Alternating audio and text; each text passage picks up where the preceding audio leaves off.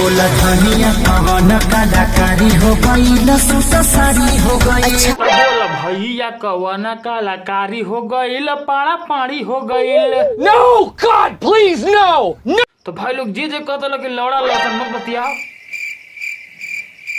तो भाई लौड़ा लहसुन भी हो सकेला, ई भोजपुरी है। जब भी हमारा नींबू खरबूजा हो जाता तो साला कहीं को पाड़ा पाड़ी काहे नहीं हो सकेला। बात तो सही है। तो बाकी तो भैया लोग बिना कोनो बकचोदी के चलो जा आगे के बकचोदी चालू कर जा।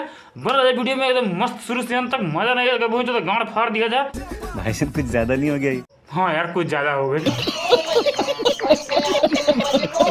तो भाई लोग बना जाए वीडियो में शुरू से लास्ट तक। नहीं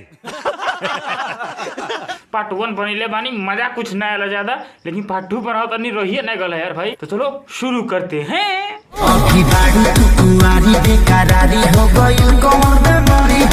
बालू तो कुआरी बेकरारी हो गई गनु ने बोले बढ़िया तुम के। तो अब ओकरा कुंवार होके पर तू सवाल उठावा तल अब पूछता कौन बीमारी हो गई। अरे ना टीबीओ नहीं भूल हुई, बुखारो नहीं खे, बुखार उखार रहता नाचत नहीं। लेकिन एक चीज हो सकेला या बवासीर भी। भाई लोग हमारे बैकग्राउंड में भैंसिया होती है। आज बेकर दिन बा, आज एक समय पूजा पूर गइल बा। आज भी आए वाली भैंसिया मस्त इनर आई मस्त खा जाई। तो कवन भोजपुरिया गाना वाला फिर से बजा यार भाई, भुला गई नहीं साला। कुंवारी हो गई ना ये के तरीके बक। अब भला बताओ कुंवारी हो गई कौन बीमारी हो गई, और ऐसे नाच गा के पूछब तो का बताई। ओकरा के ले जाके अस्पताल देखाओ मर्दे, हो सके ओकरा के लवेरिया हो गलो के।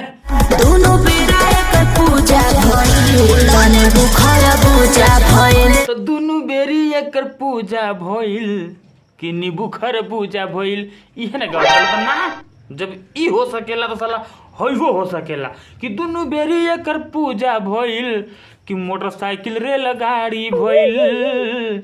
भैया आज से मैंने तो मायावी विद्याओं का प्रयोग छोड़ दिया है। हाँ लेकिन ई ना रहा यार, साला कैसन एडिटर मीम लगा देता हमारा वीडियो पे यार। और मर्द खेसारी भैया पैसा बचाए के चक्कर में नंगे पुंगा चले है मर्दे, कहीं का चढ़ियो पैंटवा जो पहले वाला वो निकाल दे रहत, लुंगी पहन के आग रहत मर्दे, वो के पैसा बच गए रहत। इतना महंगा गाना बनेले बड़ा और ऊपर शॉर्ट नाइट रहा मर्दे। आई का देखाओ तल उतना बाड़ी तक पहुँचे हमारे सोनुआ का बन गई बा। भाई लोग वीडियो आज के इतने रही, मेरे जी को नेक्स्ट वीडियो में, तो तक लिए बाय। ऐसे हम जल्दीबाजी करते नहीं भाई ना कि भैंसिया हमारे बड़ा परेशानी में भी है मर्दे। तो लोगों के शायद मोबाइलिया में लौकत थी तो लौकत हुई ई डांटा थी ना तो 2-3 मिनट चुप रहती है, फिर पाए पाए चिल्लाए लगती है यार भाई। आज की वीडियो इतने रही, मेरे जी को नेक्स्ट वीडियो में, तब तक के लिए बाय। मज़ा ना आया होगी वीडियो में तो रोस्ट करके, लेकिन क्या करवा भाई, वही होता है जो मंजूर खुदा होता है। तो मेरे जी कब नेक्स्ट वीडियो, तब तक के लिए बाय।